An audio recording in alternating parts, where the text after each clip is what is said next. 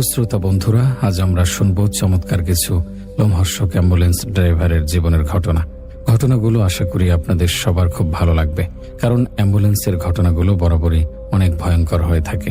বিষয়টা এমন, যখন একটা মানুষের দেহের মধ্যে রুহ থাকে তখন আমরা সবাই সেই মানুষটাকে পছন্দ করি, তার সাথে হাসি ঠাট্টা এবং গল্প তামাশা করতে চাই।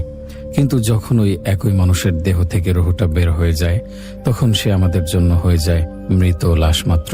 তখন তার উপস্থিতি আমাদেরকে ভয় পাইয়ে দেয়, আর যদি তার নিথর ওই দেহের মধ্যে হালকা প্রতিক্রিয়াও হয় তাহলে আমাদের দেহ থেকে প্রাণ বের হয়ে যাওয়ার উপক্রম হয়ে যায়। তাই দম ঘরের এবং অ্যাম্বুলেন্সের ঘটনাগুলো খুব লোমহর্ষক হয়ে থাকে। যাই হোক শ্রোতা বন্ধুরা, আজ আমরা আমাদের ভিডিওর জন্য প্রথমে যে ইমেইলটি সিলেক্ট করেছি সেটি আমাদেরকে পাঠিয়েছেন ঢাকা থেকে এক ভাই। তার নাম মোহাম্মদ শরীফ। ভাইয়ার সম্পর্কে আমরা বিস্তারিত এবং ঘটনার সম্পর্কে তার ইমেইল থেকেই জানব। তাহলে চলুন আর দেরি না করে কথা না বাড়িয়ে সরাসরি ভাইয়ের ইমেইলটি পড়ি। মোহাম্মদ শরীফ ভাই তার ইমেইলে লিখেছেন, আসসালামু আলাইকুম ইমরান ভাই, আপনি কেমন আছেন? আশা করি মহান আল্লাহ তাআলার অশেষ রহমতে ভালো আছেন। আশা করি মহান আল্লাহ তাআলা আপনাকে ভালো রেখেছেন আর আপনার পরিবারকেও ভালো রেখেছে। সবসময় এমনই ভালো থাকুন, এটাই আমার কামনা। ইমরান ভাই, আমার নাম মোহাম্মদ শরীফ, আমি ঢাকার কেরানীগঞ্জে থাকি। আমি আজ যে ঘটনাটি শেয়ার করতে যাচ্ছি তা ঘটেছিল আমার চেনা পরিচিত এক অ্যাম্বুলেন্স ড্রাইভারের সাথে। আমি সঙ্গত কারণে সে যে জায়গায় কাজ করত সেই জায়গার ঠিকানা বলছি না, তবে তার নাম শফিক মিয়া। তিনি যখন অ্যাম্বুলেন্স ড্রাইভিং এর কাজে প্রায় 1 বছর পার করছিলেন তখন তার সাথে এই ঘটনাটি ঘটেছিল, যা আজ আমি শেয়ার করব। তার বয়স আনুমানিক 32 থেকে 35-এর ভিতরে হবে। যাই হোক, আমি ঘটনাটা শফিক মিয়ার কাছ থেকে শুনেছিলাম, আর কথা না বাড়িয়ে ঠিক সেভাবেই ঘটনাটা বলি যেভাবে আমি তার কাছে শুনেছিলাম। বলছেন শফিক মিয়া, সালটা ছিল 2003, সময়টা ছিল রাতের। সচরাচর আমার সাথে আমার হেল্পার আরিফ থাকতো, কিন্তু আরিফের ব্যক্তিগত কিছু কাজের কারণে আরিফ আর সেই দিন আমার সাথে ছিল না। আমি একাই একটি লাশ অ্যাম্বুলেন্সে বহন করে তার গ্রামের বাড়িতে পৌঁছে দিচ্ছিলাম। গ্রামের মানুষ লাশের জন্য সকাল পর্যন্ত অপেক্ষা করতে পারবে না, তাই যত দ্রুত সম্ভব লাশ পৌঁছে দিতে হবে। এমনিতে আমার বের হতে হতে একটু দেরি হয়ে গিয়েছিল। অবশ্যই দোষটা আমার নয়, হাসপাতাল কর্তৃপক্ষের। তারাই কাগজপত্র করতে করতে দেরি করেছিল। আমি আল্লাহর নাম নিয়ে লাশটা গাড়িতে করে রওনা দিয়ে দিলাম সেই গ্রামের উদ্দেশ্যে। শুরুতেই রাস্তায় আমি কোনো জনমানব দেখিনি। সচরাচর ওই সময় রাস্তায় এতটাও নীরব থাকার কথা নয়, তবে কি আর করার, কাজ তো করতেই হবে। গাড়ির পেছনে লাশ ছিল, সামনের সিটে আমি একা বসা, চারপাশে গাছপালা ছিল। রাতের অন্ধকারে এক একটা গাছপালা যেন এক একটা দানবের মতো আমাকে ভয় দেখাচ্ছে। যদিও আমার কাজের তখন 1 বছর প্রায় শেষ হয়ে গিয়েছে, কিন্তু ভয় এমন একটা জিনিস যে ভয়ের অভিজ্ঞতা আপনার যতই হোক না কেন কখনোই একেবারে মন থেকে মুছে ফেলতে পারবেন না। আর আমি একা কোনো লাশ পৌঁছে দিয়েছি এমন খুব কম হয়েছে। আমি গাড়ি চালাচ্ছিলাম আর বারবার আয়নাতে পেছনের দিকে দেখছিলাম। সবকিছু ঠিকঠাক ছিল, তবে আমার মনে এক অজানা ভয় বারবারই উকি মারছিল। তারপরে আল্লাহর উপর ভরসা করে পথ এগিয়ে চলছিলাম। আমি এগিয়ে চলছিলাম, যদিও মাঝে সাঝে 2-একটা গাড়ির দেখা পাওয়া যেত, কিন্তু যতই পথ এগিয়ে সামনে যাচ্ছিলাম ততই গাড়ির সংখ্যা ধীরে ধীরে কমতে শুরু করলো। আর আশেপাশের ঝোপঝাড় থেকে অদ্ভুত রকমের আওয়াজ শুনতে পাচ্ছিলাম। মনের মধ্যে এমনিতে ভয় ছিল, এর মধ্যে এরকম পরিবেশ আমার ভয়কে আরো বেশি উৎসাহ দিচ্ছিল। গাড়ি চালাতে চালাতে হঠাৎ করে ইঞ্জিন থেকে একটা গটগট শব্দ এসে গাড়িটা থেমে গেল। আমি ইঞ্জিন চেক করার জন্য গাড়ি থেকে টর্চ হাতে করে বাইরে নামলাম। বাইরে নামার পর আমার অনুভব হলো চারপাশের জঙ্গলের মতো পরিবেশ আরো বেশি নীরব হয়ে গেছে, আর কোনো গাড়ি ঘোড়া দেখা যাচ্ছে না। আমার খুব ভয় লাগছিল তখন। তারপরেও ইঞ্জিন থেকে কিসের শব্দ বের হয়েছিল তা দেখার জন্য ইঞ্জিনের কাছে গেলাম। হঠাৎ আমি শুনতে পেলাম ঝোপঝাড়ের কাছ থেকে কেমন যেন ঝনঝন আওয়াজ আসছে। আর শুধু ঝনঝন আওয়াজ নয়, বরং কেউ যেন হাঁটছে এরকম পায়ের শব্দ শুনতে পেলাম। ভাবলাম হয়তো কেউ এসেছে, এভাবে পেছনে তাকালাম, কিন্তু সেখানে কেউ ছিল না। যতদূর দেখতে পারছিলাম সবকিছুই জনমানব শূন্য ছিল। আমি কিছুটা অবাক হয়ে গেলাম। তারপর ভাবলাম হয়তো কোনো জঙ্গলি জানোয়ার দৌড়ে পালিয়েছে। তাই ওই বিষয়টাকে পাত্তা না দিয়ে ইঞ্জিন চেক করতে শুরু করি। সবকিছু চেক করে দেখলাম ঠিকঠাক আছে, কোনো টেকনিক্যাল ইস্যু বা অন্য কিছুই হয়নি। আবার গাড়িতে গিয়ে উঠে বসলাম। এমন সময় আমার মনে হলো গাড়ির পেছন দিকটায় নড়াচড়া হয়েছে, যেখানে লাশ রাখা ঠিক সেইখানে। আমার সরাসরি পেছনে তাকানোর সাহস হচ্ছিল না, তাই আয়নার দিকে তাকিয়ে পেছনের দৃশ্য দেখলাম। সবকিছু ঠিকঠাক ছিল, তাই আল্লাহ ভরসা করে আবার গাড়ি স্টার্ট দিলাম। আল্লাহর অশেষ মেহেরবানিতে প্রথম স্টার্টেই গাড়ি চলতে শুরু করলো। আমার সাথে ঘটা এই ঘটনাটা শুরু থেকে শেষ পর্যন্ত পুরোটাই আমার জন্য ভয়ঙ্কর ছিল। আমি গাড়ি চালাতে থাকি। কিছুক্ষণ পর আমার কানে খুব হালকা হালকা গুনগুনের আওয়াজ এলো। প্রথমে ভেবেছিলাম হয়তো রাস্তায় কোনো জায়গায় দূরে কোথাও গান বাজনা হচ্ছে, যার আওয়াজ খুব ধীরভাবে আমি পাচ্ছি। কিন্তু বেশ খানিকটা রাস্তা পার হয়ে গেলেও আমি সেই আওয়াজ, সেই গুনগুন এখনো শুনতে পারছিলাম। অর্থাৎ সেটা অন্য কোনো জায়গা থেকে আসছিল না, বরং আমার গাড়ির পেছন থেকে আসছিল। আমি গাড়ি চালাতে চালাতে পেছন দিকটায় খেয়াল করে আওয়াজটা আরো ভালোভাবে শুনতে চাইলাম। তখন আমি শিওর হয়ে গেলাম যে আওয়াজ গাড়ির পেছন থেকে আসছে, কিন্তু এত হালকা যে কি গুনগুন করা হচ্ছে তা বোঝা যাচ্ছে না। আমি নিজের মনকে মিথ্যা সান্ত্বনা দিতে শুরু করলাম। ভাবলাম আমার মনের ভুল, আর গাড়ি চালানোর দিকে মনোযোগ দিলাম। 2 থেকে 1.5 মিনিট পর আমার চলন্ত গাড়ির জানালায় কেউ একজন টোকা দিল। টোকাটা বাম পাশ থেকে এসেছিল। এইবার আমার শির দ্বারা বেয়ে এক ঠান্ডা শিহরণ নেমে গেল। ভয়ে আমি গাড়ি থামিয়ে দিলাম আর ওদিকে জানালার বাইরে আলমারি দেখতে শুরু করলাম, কিন্তু কেউ ছিল না। আর তাছাড়া অবাক করা ভয়ঙ্কর বিষয় হলো, চলন্ত গাড়িতে কিভাবে কেউ টোকা দেবে? এটা তো খুব কঠিন একটা কাজ। এবার আমার মনের মধ্যে আরো ভয় বেশি জোরাদার হলো। আমি তাড়াতাড়ি গাড়ি চালাতে শুরু করলাম। তখন আমার শরীরের শিরা উপশিরায় ভয় দৌড়াচ্ছিল। গাড়ির গতি আমি বাড়িয়ে দিলাম। কয়েক কিলোমিটার রাস্তা পার হয়ে আসার পর গাড়িটা আবার থেমে গেল। এবার আর ইঞ্জিন থেকে কোনো আওয়াজ আসেনি, এমনিতেই হঠাৎ করে গাড়ি থেমে যায়। এবার গাড়ি থামায় আমার কিছুটা রাগ উঠে যায় আর নিজেকে অসহায় মনে হতে শুরু করে। আমি যতই চেষ্টা করছিলাম তাড়াতাড়ি লাশটা পৌঁছে দিতে, ততই বাধা বিপত্তির মুখোমুখি হচ্ছিলাম। এবার গাড়ি যেখানে থেমেছে সেই জায়গার নীরবতা ও ভয়ঙ্কর পরিবেশ আগের চাইতে আরো বেশি ছিল। আমি সাহস করে আল্লাহর নাম নিয়ে আবার ইঞ্জিন চেক করতে শুরু করি। ভয় তো লাগছিলই। ইঞ্জিন চেক করার সময় আমার অনুভব হলো যে পিছনে কেউ দাঁড়িয়ে আছে আর আমাকে দেখছে। এমন অনুভব হওয়ার সাথে সাথেই পেছন দিকে তাকালাম, কিন্তু সেখানে কেউ ছিল না। আমার হৃদস্পন্দন বেড়ে গেল। এই অবস্থা দেখে আমি আর বাইরে থাকার সাহস করতে পারলাম না। তাড়াতাড়ি গাড়িতে গিয়ে উঠে বসলাম আর স্টার্ট দিতে শুরু করলাম, কিন্তু এবার গাড়ি স্টার্ট নিচ্ছিল না। আমি বারবার চেষ্টা করছিলাম।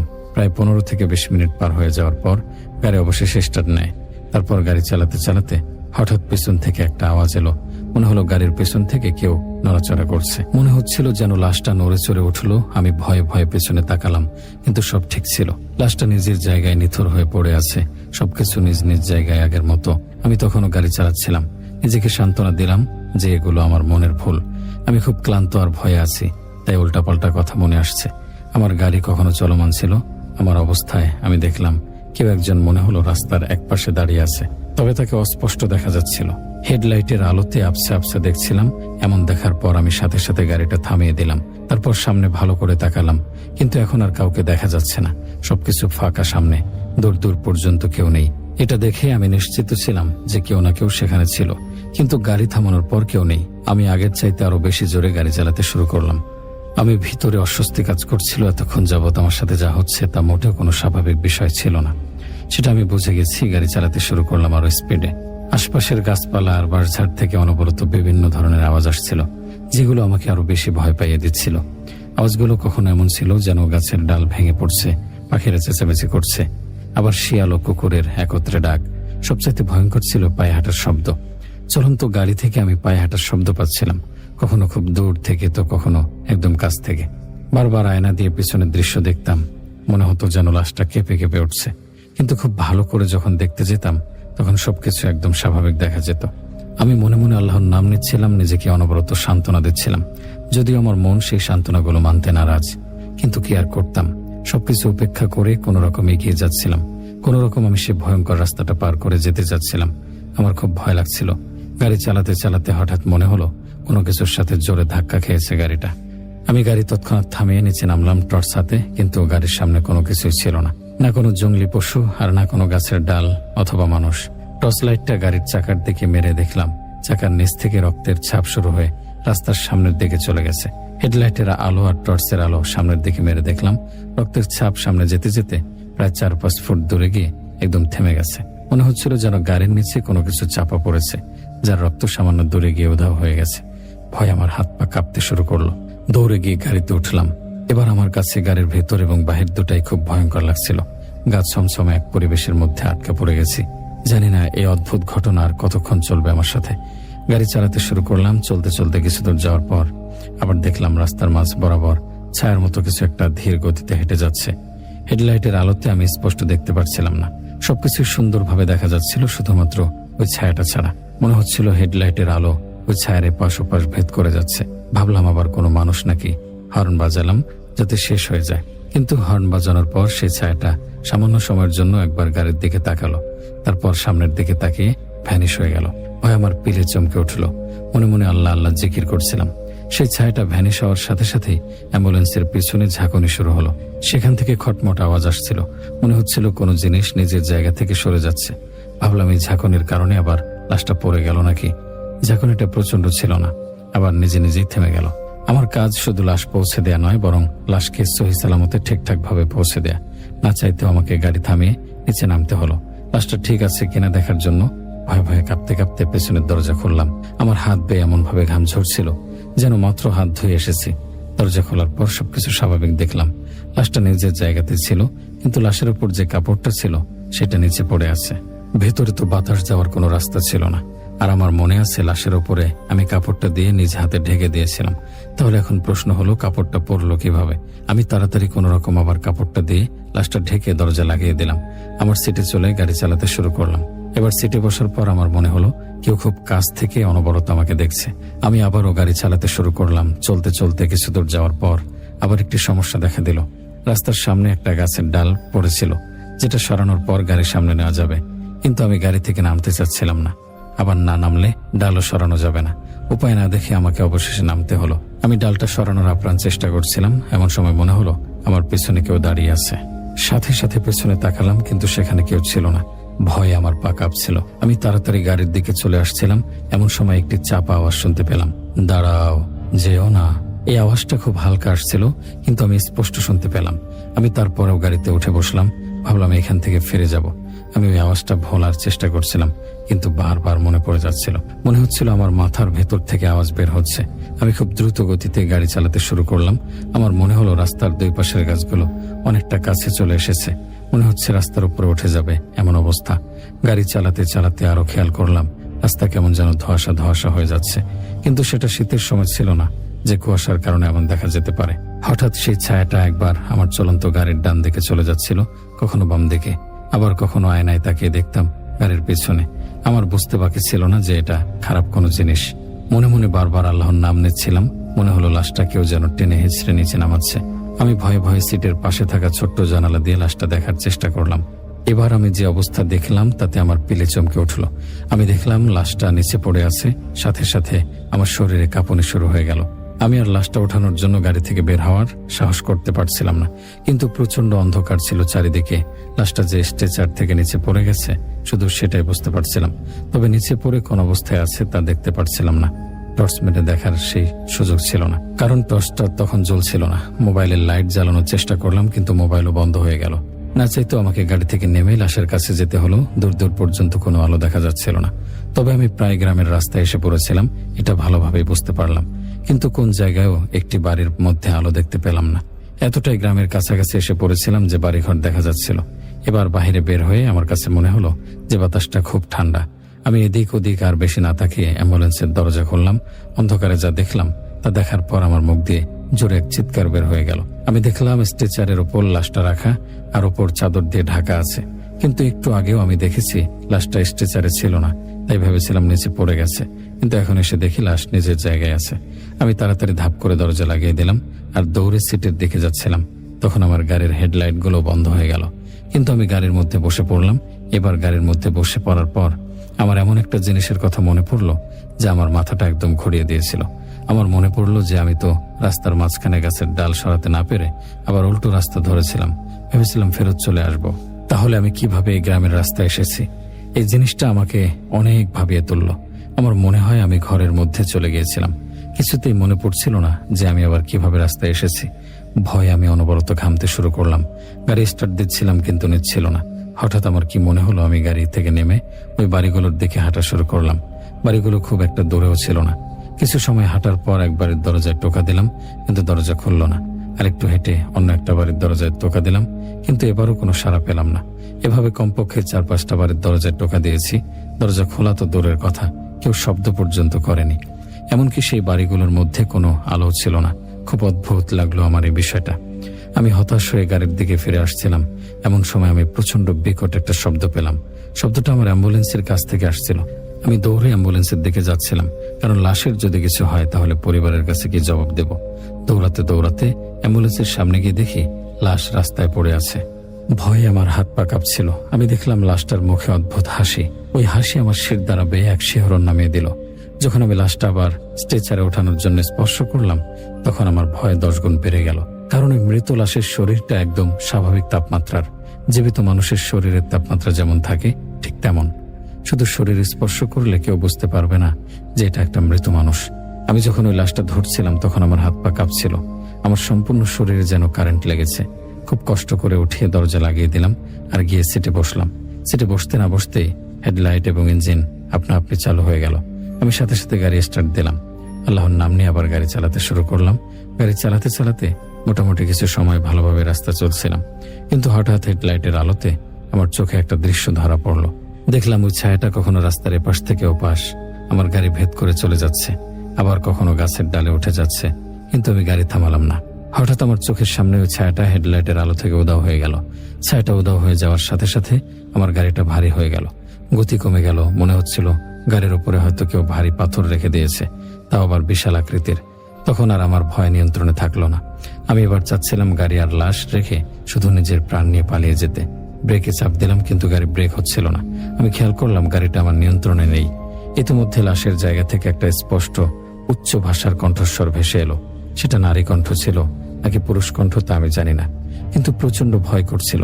সেই শব্দ বলছিল, বলেছি না যেও না, এটা আমাদের রাস্তা, তোমার ইচ্ছায় আসলেও যাবে আমার ইচ্ছায়।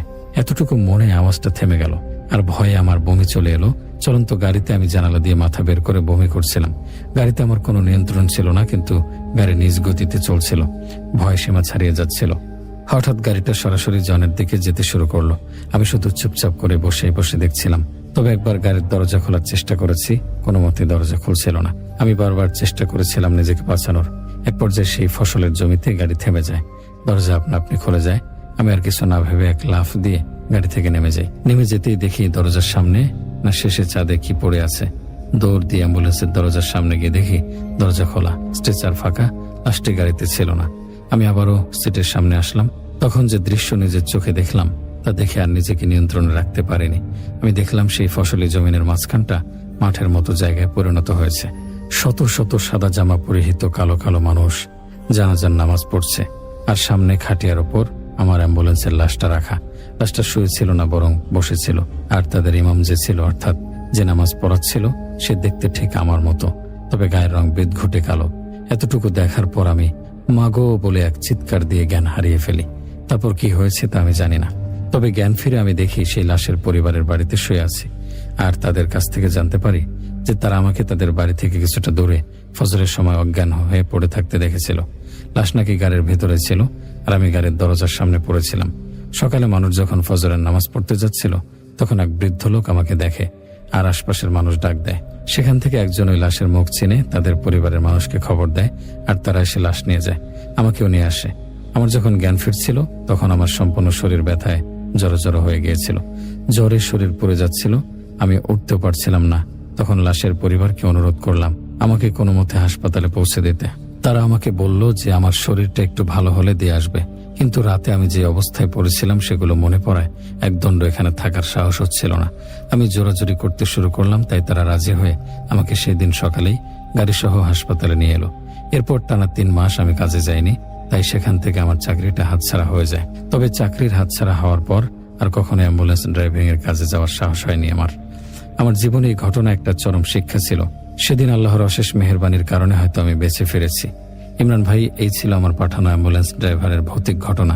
আমি দেখেছিলাম যখন তিনি আমাকে এই ঘটনাটি বলছিলেন, তখনও তার ঘাম ছুটছিল। তিনি আসলে এই প্রচন্ড ভয়ের মুখোমুখি হয়েছিলেন। ভালো লাগলে অবশ্যই আপনার চ্যানেলে শেয়ার করবেন। আমি অপেক্ষায় থাকবো আপনার কণ্ঠে আমার পাঠানো এই ঘটনাটি শোনার জন্য। আশা করি অবশ্যই আমার ইমেলটি সিলেক্ট হবে। প্রিয় শ্রোতা বন্ধুরা, ঘটনাটি আপনাদের কাছে কেমন লাগলো তা অবশ্যই কমেন্টে লিখে ফেলুন। এখন আমরা চলে যাব আজকের ভিডিওর শেষ ভয়ের দিকে। শেষের ঘটনার জন্য আমরা যে ইমেলটি সিলেক্ট করেছি সেটি আমাদেরকে পাঠিয়েছেন জামালপুর থেকে একজন ভাই। তিনি তার নাম ও যেখানে ঘটনাটি ঘটেছিল সেই ঘটনাস্থলের নাম প্রকাশে অনিচ্ছুক। আর আমাদের জন্য বরাবরই আপনাদের গোপনীয়তা সবার আগে। ধরে নেই ভাইয়ের নাম জামাল, তবে তিনি জামালপুরেই থাকেন, এটা সত্য। জামাল ভাইয়ের ঘটনা আমরা তার পাঠানো ইমেল থেকেই জানব। জামাল ভাই তার ইমেলে লিখেছেন, আসসালামু আলাইকুম ইমরান ভাই, আপনি কেমন আছেন? আশা করি ভালো আছেন। আমিও ভালো আছি আলহামদুলিল্লাহ। ভাই, আমি নাম আর ঠিকানা প্রকাশে অনিচ্ছুক, তবে আমি জামালপুরে থাকি। আপনি আমার ইমেল সিলেক্ট করে একটি ছদ্মনাম দিয়ে শ্রোতাদেরকে শোনাবেন। আমি একজন ইন্টার পাস তবে অভাবের কারণে আর পড়া এগিয়ে নেওয়া হয়নি। যাই হোক, আমি একজন অ্যাম্বুলেন্স ড্রাইভার। সবসময় আপনার চ্যানেলের ঘটনাগুলো শুনি, আমার খুব ভালো লাগে। আমার সাথে অনেক ঘটনা ঘটেছে অ্যাম্বুলেন্স ড্রাইভিং এর পেশায় এসে, কিন্তু পরিবারের দায়িত্ব নেওয়ার জন্য কাজ তো করতে হবে, আর আমি শুধু ড্রাইভিংটাই ভালো জানতাম। আর এক বিপদের সময় এই কাজটা পেয়েছিলাম। তখন থেকে অ্যাম্বুলেন্স ড্রাইভিং করতে করতে আজ বহু বছর পার হয়ে গেছে এই পেশায়। আজ আমি যে ঘটনাটি বলবো সেটি আমার জীবনের প্রথম ভৌতিক ঘটনা এই পেশায়। আমি আর বেশি কথা না বাড়িয়ে সরাসরি মূল ঘটনায় চলে যাই। বলছেন জামাল ভাই, সালটা ছিল 2005। তবে অ্যাম্বুলেন্সের পেশায় আসার আগে 3 বছর আমি ট্যাক্সি চালিয়েছিলাম। যখন ট্যাক্সি চালাতাম তখন আমার মাথায় কোনো চিন্তা ছিল না, কারণ ট্যাক্সি নিয়ে রাস্তায় এক জায়গায় দাঁড়ালেই যার প্রয়োজন সে আমার কাছে আসতো। আমার আর কারো কাছে যেতে হতো না। যাত্রীকে গন্তব্যে পৌঁছে দিলে সে টাকা পরিশোধ করে নেমে যেত। কিন্তু যখন থেকে অ্যাম্বুলেন্স ড্রাইভিং এর পেশায় গেলাম তখন ঠিকই আমার মাথায় চিন্তা ঢুকে গেল। কারণ অ্যাম্বুলেন্স ড্রাইভিং এর পেশাটা শুধুমাত্র একটা পেশা নয়, বরং গুরুত্বপূর্ণ দায়িত্ব। মানুষের জীবন মরণের বিষয় জড়িয়ে আছে এর সাথে। যে কোনো জায়গায় যাত্রীকে আনতে হলে সবসময় দ্রুত গতিতে যেতে হতো। যখনই কল আসতো তখন 2 মিনিটও দেরি করার কোনো সুযোগ ছিল না। আর কাজটা এমন যে কারো বারবার বলার আশায় বসে থাকা নিজের বিবেকের কাছে দায় হয়ে যেত। কল পেলেই সেখানে ছুটে যেতে হতো। প্রতিটা কল মানেই হলো এক একটি জীবনের মৃত্যুর সঙ্গে লড়াই করা। আমি অ্যাম্বুলেন্স খুব সুন্দরভাবে চালাতে পারতাম, যে কোনো এমার্জেন্সি কেস খুব সুন্দরভাবে সম্পন্ন করতাম। এজন্য আমার কাজের প্রতি সবাই সন্তুষ্ট থাকতো। আমি এক হাসপাতালের জন্য কাজ করতাম না, বরং আমার কন্ট্রাক্ট অনেক হাসপাতালের সাথেই ছিল। শ্রোতাদের মনে এখানে একটি প্রশ্ন উঠতে পারে যে আমি যেহেতু ভয় পেয়েছি আর আমার সাথে অনেক ভৌতিক ঘটনা ঘটেছে এ পেশায়, তাহলে আমি কেন ট্যাক্সি ড্রাইভিং এর পেশায় ফিরে যাই না? এর প্রধান আর একমাত্র কারণ ছিল মনের শান্তি। যখন আমি কোনো রোগীকে, চাই দিন হোক বা রাত, হাসপাতালে দ্রুত পৌঁছে দিতে পারতাম আর পরে জানতে পারতাম যে ওই রোগীর প্রাণ বেঁচে গেছে, এই বিষয়টি আমার মনে এক প্রশান্তি বয়ে আনতো। এমন প্রশান্তি আমি কোনো কিছুতেই পেতাম না। শুধুমাত্র এই কারণেই আমি অ্যাম্বুলেন্স ড্রাইভিং এর পেশাটা এত ভৌতিক ঘটনার পরেও ছাড়তে পারি না। একজন ডাক্তার যখন লম্বা সময় রোগীর অপারেশন করার পর সাকসেস হয়, তখন ওই ডাক্তারের মনে যে প্রশান্তি অনুভব হয়, কোনো রোগীকে সময় মতো হাসপাতালে নিয়ে আসতে পারলে আমারও একই প্রশান্তি লাগে। আমি আমার পেশাকে ডাক্তারি পেশার চাইতে কম মনে করতাম না। আমি প্রাইভেট অ্যাম্বুলেন্স চালাতাম। অ্যাম্বুলেন্সের মালিক যিনি ছিলেন তিনি বাংলাদেশে থাকেন না। আমি সবসময় গ্রাম থেকে শহরের রোগী নিয়ে যেতাম। এর বাইরে অ্যাম্বুলেন্স নিয়ে যাওয়া নিষেধ। প্রায় 6-7 মাস হয়ে গিয়েছিল আমি কাজ করছি। অনেক মানুষের কাছে আমার নাম্বার ছিল, শুধু হাসপাতালের ডাক্তারদের কাছেই নয়, বরং সাধারণ মানুষের কাছেও। আমার অ্যাম্বুলেন্সটা কিছুদিন যাবত অনেক সমস্যা দিচ্ছিল। প্রচন্ড আওয়াজ করত আর মাঝে মাঝে গাড়িটা চালাতে অনেক সমস্যায় পড়তে হতো আমাকে। আমার চেনা পরিচিত অনেকেই আমাকে বলল যে অ্যাম্বুলেন্সটা ঠিক করে নিতে, নয়তো একদিন রোগী নিয়ে বিপদে পড়তে হবে। সমস্যা নিয়ে কোনো রকম গাড়িটা দিয়ে কাজ করছিলাম, কারণ অ্যাম্বুলেন্স ঠিক করতে গেলে না হলেও একদিন আমার কাজ বন্ধ দিতে হবে। আর কোন সময় না কোন সময় এমার্জেন্সি কেস এসে পড়ে তা জানা সম্ভব নয়। তাই আমি চাচ্ছিলাম না যে কেউ আমাকে কল দিয়ে ফিরে যাক, কিন্তু গাড়িটা ঠিক করানোটাও অনেক জরুরি হয়ে গেল। বেশিরভাগ কেসগুলো রাতে আসতো, দিনের বেলা কাজের চাপ একটু কম থাকতো। অ্যাম্বুলেন্সের যিনি মালিক ছিলেন তিনিও আমাকে বলতেন যে অ্যাম্বুলেন্সটা সারিয়ে নিতে তিনি আমাকে সারানোর টাকা পাঠিয়ে দেবেন। এক পর্যায়ে আমি রাজি হয়ে গেলাম, আর অ্যাম্বুলেন্সের মালিক আমাকে অনুমতি দিল অ্যাম্বুলেন্স শহরের মধ্যেও নিতে পারবো, তবে সারানোর জন্য। আমি কাজ করতে থাকলাম আর ভাবলাম যে কোনো এক সকালে ভোরে অ্যাম্বুলেন্স সারাতে নিয়ে যাব। আর যতক্ষণ অ্যাম্বুলেন্স সারানোর কাজ চলবে ততক্ষণ অ্যাম্বুলেন্সের সামনে দাঁড়িয়ে থাকবো। কারণ যেহেতু আমি একজন ড্রাইভার, তাই জানি যে মেকানিকরা গাড়ি ঠিক করানোর সময় কত 2 নম্বরই করে। মাঝে মাঝে ভালো জিনিস খুলে পুরনো জিনিস লাগিয়ে দেয়। সামনে দাঁড়িয়ে না থাকলে সেগুলো গাড়ি চালানোর অনেকদিন পর বোঝা যায়। তাই আমি কোনো রিস্ক নিতে চাচ্ছিলাম না। যেহেতু অ্যাম্বুলেন্স চালাই, তাই বারবার সারাতে এসে সময় নষ্ট করা আমার পক্ষে সম্ভব নয়। এইভাবে আমি একদিন কাজ শেষে আমার মামার বাড়ির দিকে অ্যাম্বুলেন্স নিয়ে রওনা দিলাম। মামা আমাদের পাশের গ্রামে থাকতো। আমাদের বাড়ি থেকে মামার বাড়ির আশপাশে সুযোগ সুবিধা বেশি ভালো ছিল। আমাদের বাড়িতে যদি গাড়ি নিয়ে যেতাম আর সকালে সারাতে আনতাম তাহলে সময় বেশি লাগতো, আবার সুবিধাও ভালো নাও পেতে পারতাম। তাই সেই দিন কাজ শেষ করে রাতের বেলায় মামার বাড়িতে রওনা দিই। মামার বাড়ির বিবরণটা একটু দিয়ে নেই। মামার বাড়ির সামনে একটা রাস্তা ছিল। রাস্তাটা খুব বেশি চওড়া না, হাঁটার রাস্তার মতো। 2 পাশে বাড়ি ছিল আর মাঝখানে রাস্তা। সে বাড়িগুলো পেরিয়ে রাস্তার আরো সামনে একটা খোলা জায়গা ছিল, যেখানে গাছপালা দিয়ে পরিপূর্ণ ভরাট ছিল। আমি যখন মামার বাড়ির সে রাস্তায় পৌঁছে গেলাম তখন মামার গলা শুনলাম। কারোর সাথে ঝগড়া লেগেছে। তাড়াতাড়ি গাড়িটা সেই রাস্তায় দাঁড় করালাম। ভাবলাম কে আবার আমার মামার সাথে ঝগড়া করছে, তাকে ছাড়া যাবে না। রাস্তায় গাড়িটা দাঁড় করানোর পর শুধু একজন মানুষ চলাচলের মতো জায়গা বাকি ছিল। আমি সামনে এগোতে থাকলাম আর কথাবার্তা শুনতে লাগলাম। ঝগড়াটা লেগেছিল এই রাস্তা নিয়ে। আগের দিন সকালে কি যেন একটা ট্রাক্টর দাঁড় করে রেখেছিল রাস্তায়, আর অন্যজনের ট্রাক্টর নিয়ে সে আর তার জমিতে যেতে পারেনি সেদিন। এতে করে তার ফসলের জমি কিছুটা ক্ষতিগ্রস্ত হয়। যে ট্রাক্টর রাস্তায় দাঁড় করিয়ে রেখেছিল সেই ট্রাক্টরের মালিক তখন সেখানে ছিল না। এক কথায় দুই কথায় এটা নিয়ে অনেক বড় ঝগড়া হয়ে যায়।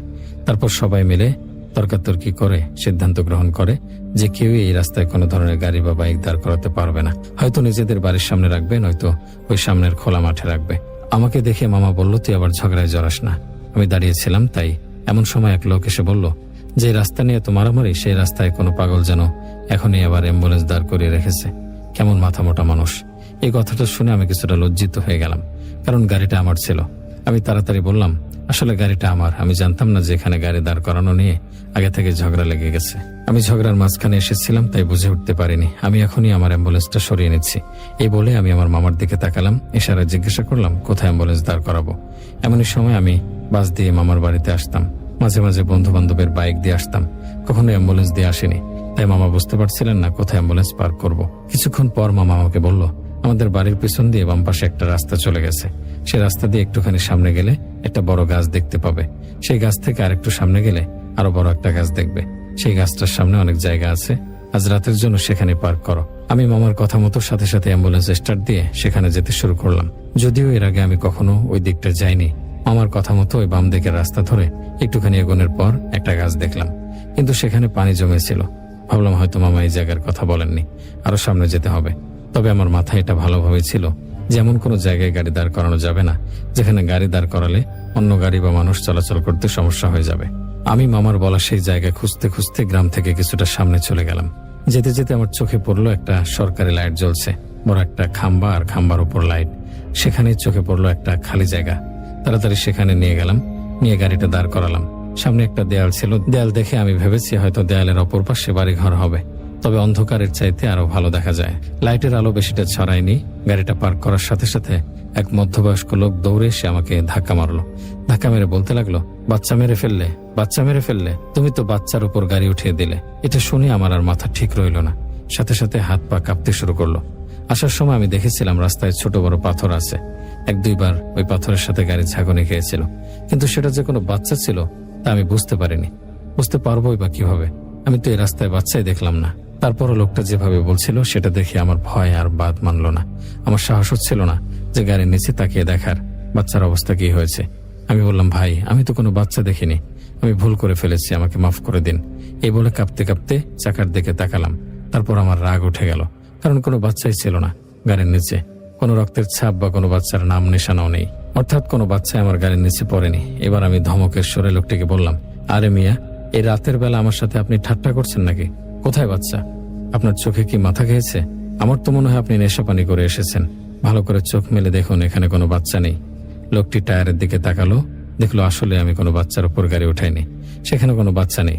লোকটি কিছুক্ষণ চুপ করে থেকে শান্ত কণ্ঠে বলল, ভাই, আমি দূর থেকে দেখলাম আপনার গাড়ির নিচে একটা বাচ্চা পড়ে গেছে, এজন্যই তো হন্তদন্ত হয়ে ছুটে এলাম, কিন্তু এখন তো আসলে কোনো বাচ্চা দেখছি না। আমার ভুল হয়ে গেছে, আপনি রাখবেন না, আমাকে মাফ করে দেন।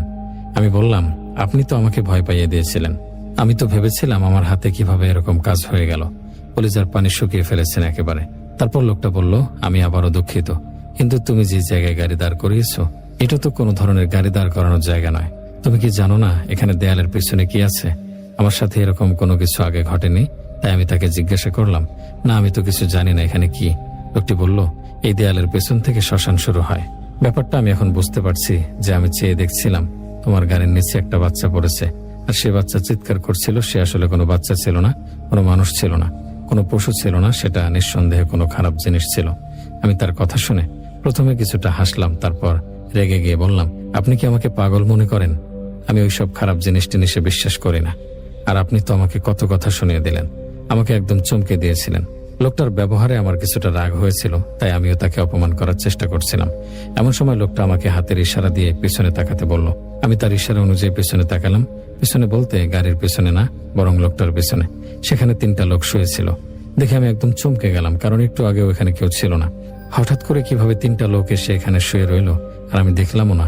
আমি তাকে বললাম, হয়তো নেশা পানি করে এখানে এসে পড়ে গিয়েছে, আমরা দেখতেও পারিনি। এটা বলে লোকটা আর আমি ওই 3টা লোকের কাছে গেলাম। তাদের বুক আর চেহারা মাটির দিকে ছিল, পেট উপরের দিকে। প্রথমে আমি পা দিয়ে একটা হেলান দিলাম, কিন্তু উঠল না। তারপর হাত দিয়ে নাড়ালাম, ডাকলাম, তারপরও কোনো সারা শব্দ নেই। যখন আমি হাত দিয়ে ওই একটা লোকের গায়ে স্পর্শ করেছি তখন দেখলাম একদম ঠান্ডা তার শরীর। মদ খেলে সাধারণত শরীর গরম হয়ে যায়, আর জীবিত মানুষের শরীর সাধারণত গরম থাকে, কারণ শরীরের মধ্যে সবসময় রক্ত নিয়মিত চলাচল করতে থাকে। মানুষের শরীর ঠান্ডা নিস্তেজ তখন হয়ে যায় যখন তার মধ্যে আর প্রাণ থাকে না।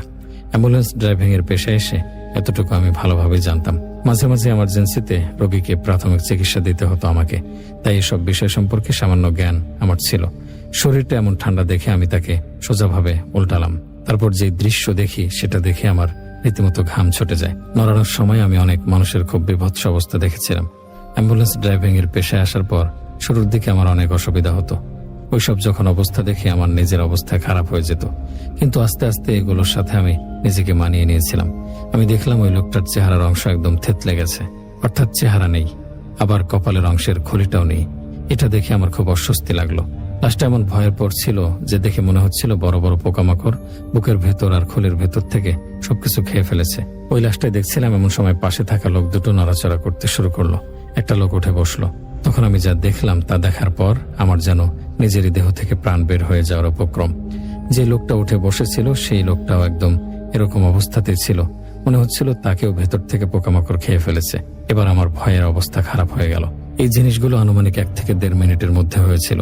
আমি এগুলো হচ্ছেটা কি বলে পিছনে লোকটার দিকে তাকালাম। যে লোকটা আমাকে ইশারা দিয়ে এই 3 জন লোককে দেখিয়েছিল সে আর আমার পিছনে ছিল না, উধাও হয়ে গেছে। আমি ভাবলাম হয়তো সে ওই অবস্থা দেখে ভয় পেয়েছে আর আমাকে রেখেই সেখান থেকে দৌড়ে পালিয়েছে। তবে আমি তার দৌড়ে পালানোর কোনো আওয়াজ পাইনি। আরো ভয়ঙ্কর বিষয় যেটা আমি খেয়াল করলাম তা হচ্ছে শুয়ে থাকা ওই 3টা লোকের মধ্যে দ্বিতীয়বার যে লোকটি উঠে বসেছিল সেই লোকটির জামা কাপড় একদম হুবহু ওই লোকটির মতো ছিল যার সাথে আমি কথা বলছিলাম, যে আমাকে বলেছিল যে আমি এক বাচ্চার ওপর দিয়ে গাড়ি উঠিয়ে দিয়েছি। ভয় আমার গলা শুকিয়ে আসছিল। আমি তাড়াতাড়ি গাড়ির দিকে দৌড় দিলাম। বাড়ির সামনে এসে দেখি অ্যাম্বুলেন্সের ভিতর 3-4 জন লোক। একটা লোকের মাথা ছিল না, সে ড্রাইভিং সিটের পাশের সিটে বসা ছিল। ড্রাইভিং সিটে একটা ছোট বাচ্চা বসেছিল। সেই বাচ্চাটার একটা হাত কাঁধ থেকে কোন রকম শরীরের সাথে ঝুলে আছে। আরেকজন তাদের মাঝখানে অস্পষ্ট দেখা যাচ্ছে। গাড়ির পেছন থেকে ওই লোকটা আসছিল যাকে আমি সর্বপ্রথম দেখেছিলাম। এখন তার অবস্থা অন্যরকম দেখা যাচ্ছিল। তাদের সবার শরীর ফ্যাকাশে ছিল, যেমনটা মৃত মানুষের শরীরের রং হয়ে যায়। ঠোঁটগুলো কালো কালো। এক একজনকে দেখে আমার অবস্থা তো এবার প্রচন্ড খারাপ। বাচ্চাটা আমার দিকে তাকিয়ে হাসছিল, আর গাড়ির বাইরে থাকা ওই লোকটা আস্তে আস্তে আমার দিকে এগিয়ে আসছিল। আমি বুঝতে পারলাম যে আমার সাথে খুবই খারাপ কিছু হতে যাচ্ছে। যাকে আমি আগে দেখেছিলাম আর যাদেরকে এখন দেখছি তারা কেউই মানুষ নয়। আমি বুঝতে পারছিলাম যে কোনো মতেই এখন আর অ্যাম্বুলেন্স নিয়ে এখান থেকে বের হওয়া সম্ভব নয়। মা গো বাবা গো বলে চিৎকার করতে করতে আমি গ্রামের দিকে দৌড় দিলাম। দৌড়াতে দৌড়াতে গ্রামের কিছু বাড়িঘর দেখা যাচ্ছিল। দূর থেকে দেখলাম কিছু মানুষ বাড়ি থেকে বের হয়ে আসছে। আমার মামার ঝগড়া তখনও চলছিল। তারা এখনো সুরাহা নিয়ে কথা বলছিলেন। আমি প্রথম সারির বাড়িগুলোতে যাওয়ার পরপরই বেহুশ হয়ে পড়ে যাই। শেষবার আমি চোখে অন্ধকার দেখছিলাম, আর গ্রামের কিছু লোক আমার দিকে ছুটে আসছিল। তারপর আমার আর কিছুই মনে নেই। যখন আমার জ্ঞান ফেরে তখন দেখি আমি মামার বাড়িতে। আমার চারপাশে লোকজন ভিড় করে আছে। আমার সারা শরীরে প্রচন্ড ব্যথা। সবাই আমাকে জিজ্ঞাসা করছে কি হয়েছে, কি হয়েছে, কেন অজ্ঞান হয়ে গেলাম, কেন দৌড় দিয়েছিলাম, কেন চিৎকার করেছিলাম। আমার মামা সবাইকে চুপ করিয়ে বলল, আগে ওকে নিজেকে সামলাতে দাও, তারপর জানা যাবে। এখন এত প্রশ্ন করে ব্যতিব্যস্ত হয়েও না। আমি চারপাশে চোখ ফিরিয়ে তাকালাম। তারপর আমার মামা আমাকে পানি খাওয়ালো। পানি খাওয়ানোর পর জিজ্ঞাসা করলো, বাবা তোর কি হয়েছে? দৌড়াতে দৌড়াতে চিৎকার করতে করতে অজ্ঞান হয়ে পড়ে গিয়েছিলি। লোকেরা তোকে ধরাধরি করে বাড়ি নিয়ে এসেছে। তারপর আমি মামা সহ উপস্থিত সবাইকে সবকিছু বিস্তারিতভাবে বললাম, একদম শুরু থেকে শেষ পর্যন্ত, পোকায় খেয়ে খোগলা হয়ে যাওয়া লাশগুলোর কথা। তারপর তা আমার অ্যাম্বুলেন্সের ভেতরে ছিল। আমি একটা লোককে দেখেছিলাম সর্বপ্রথম, যে দৌড়ে এসে বলেছিল আমি এক বাচ্চার উপর গাড়ি উঠিয়ে দিয়েছি, আর এটা একটা শ্মশান। আরো বললাম সেই 3টা লোকের কথা। সবকিছু শুনে মামা মাথায় হাত দিয়ে বসলো। বললো যে আমি তো তোকে সেখানে যেতে বলিনি। আমাদের গ্রামে 2টা শ্মশান আছে, একটা গ্রাম থেকে দূরে আর একটা আমাদের এখানে। এই শ্মশানটা একদম ভালো না, তাই অনেক আগে এটা নিষিদ্ধ করে দেওয়া হয়েছে। এখানে আর হিন্দুরা এখন মরা পোড়ায় না। শ্মশানটায় অনেক অঘটন ঘটেছিল। গ্রামের প্রায় মানুষ ওইখানে অনেক ধরনের জিনিস দেখেছে। সেখান থেকে তুই যে বেঁচে ফিরেছিস এটাই তো ভাগ্য। শ্মশানটা বন্ধ করে দেওয়ার পরেও প্রতিদিন রাতে না জানি এখানে কি হয়। সকালে দেখা যায় যে শ্মশানের কাঠ আর জিনিসপত্র এলোমেলো। এখান দিয়ে আমরা তেমন যাতায়াত করি না, করলেও একের অধিক একসাথে করি। তুই ভয় পাস না, ওরা তো আর তোর কোনো ক্ষতি করতে পারেনি। তারপর অনেকক্ষণ সবাই মিলে আমাকে সান্ত্বনা দিল। সেদিন মামার সাথে ঘুমালাম। সকাল হলে মামা সহ আশপাশের আরো 7-8 জন মানুষ মিলে আমার অ্যাম্বুলেন্স আনতে গেলাম। অ্যাম্বুলেন্স নিয়ে আমি কাজে ফিরে যাচ্ছিলাম। মামা বলল, তোর শরীরে তো অনেক ব্যথা, আজ না হয় তুই আমাদের বাড়িতে কাটা, কাল থেকে কাজে যাস। কিন্তু আমি আমার কাজ মিস করতে চাচ্ছিলাম না। যদিও আমার অবস্থা খুব একটা ভালো ছিল না, তারপরে মামাকে বুঝিয়ে চলে এলাম। ভোরে ভোরে একটা মেকানিকের কাছে গিয়ে দেখালাম অ্যাম্বুলেন্সটা। দুপুর পর্যন্ত অ্যাম্বুলেন্সের কাজ চললো। সেদিন আর কোনো কল আসেনি আমার মোবাইলে। ভাবলাম ভালোই হয়েছে, অ্যাম্বুলেন্সটা ঠিক হয়ে গেল। তারপর আবার আগের মতো কাজ শুরু করলাম। সেই ঘটনা ঘটেছে আমার সাথে প্রায় 8 মাস হয়ে গেছে। ওই ঘটনার কথা আমি প্রায় ভুলে গিয়েছি, এটা বলবো না। ওই দিন রাতের প্রতিটা মুহূর্ত আমার মনে ছিল, কিন্তু সেটাকে আমি জীবনের অংশ হিসেবে মেনে নিয়েছিলাম। যদিও সেটা আমার জীবনের প্রথম ভৌতিক ঘটনা ছিল। এর আগে আমি কখনো এসব দেখিনি, তাই অতটা বিশ্বাস করতাম না। কিন্তু নিজের সাথে ঘটার পর আর ঠাট্টা জিনিস মনে করার কারণ রইল না। যাই হোক, ওই ঘটনার 8 মাস কেটে যায়। সবকিছু মিলিয়েই আগের মতো জীবনযাপন করতে শুরু করি। অবশ্য ওই দিন রাতের ঘটনা আমি আমার অন্যান্য পরিচিতদের সাথে আলোচনা করেছিলাম। তারাও অ্যাম্বুলেন্স ড্রাইভিং এর কাজ করে। তারাও আমাকে বুঝিয়েছিল যে তাদের জীবনে এরকম অনেক ঘটনা ঘটেছে এ পেশায় আসার পর থেকে। যদিও আমার ঘটনাটা অ্যাম্বুলেন্সের কারণে নয়, বরং অ্যাম্বুলেন্স নিয়ে শ্মশানে যাওয়ার কারণে ঘটেছিল। তারা বলল যে এসব ঘটনার সামনেও ঘটতে পারে, যেহেতু আমি অ্যাম্বুলেন্স ড্রাইভিং এর কাজ করি। আমার সারাদিন লাশ এবং বিভিন্ন ধরনের বিভৎস রোগীদের সাথেই কাটাতে হয়। আমাকে আরো ভয়ঙ্কর কিছুর মুখোমুখিও হতে পারে কোনোদিন। তাই তারা আমাকে পরামর্শ দিল যে সবসময় মন শক্ত রাখতে, আল্লাহর উপর ভরসা করতে, আর এসবকে পাত্তা না দিতে। যদিও শুরুর দিকে আমি আরো বেশি ভয় পেতাম, কিন্তু যতই দিন গড়িয়ে গিয়েছিল আমার সাহস আরো মজবুত হয়েছিল। আমি যার অ্যাম্বুলেন্স চালাতাম তার কাছ থেকে অনুমতি পেলাম শহরেও চালানোর। তাই আমি একটা কম দামি সেকেন্ড হ্যান্ড বাইক কিনলাম, আর আমার পরিবার নিয়ে শহরে একটা রুম ভাড়া নিলাম। যেহেতু অ্যাম্বুলেন্স আর বাড়াতেও পারবো না, এমার্জেন্সি কেস চলে তাড়াতাড়ি যেতে হবে, তাই বাইক কিনেছিলাম, যাতে করে কোনো কল আসলে 2 মিনিটে বাইক দিয়ে অ্যাম্বুলেন্সের সামনে যেতে পারি, আর সেখানে বাইক রেখে অ্যাম্বুলেন্স নিয়ে রোগীর কাছে যেতে পারি। একদিন এমনই বসেছিলাম, আমার সাথে আর 2-3 জন ছিল। কাজের অত চাপ ছিল না, তাই বসে বসে গল্প করছিলাম।